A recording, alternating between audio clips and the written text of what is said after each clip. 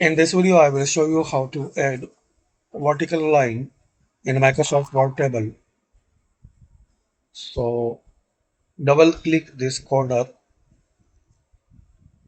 and draw table, select and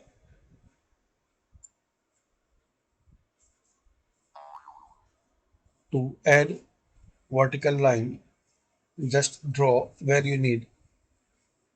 This is the horizontal line.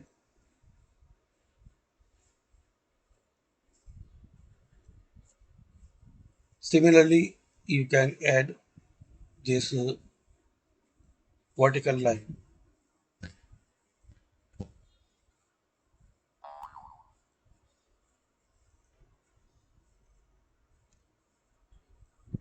like this.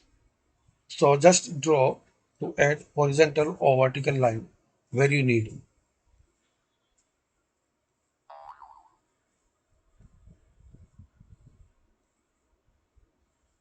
Thanks for watching. Comment this video useful for you.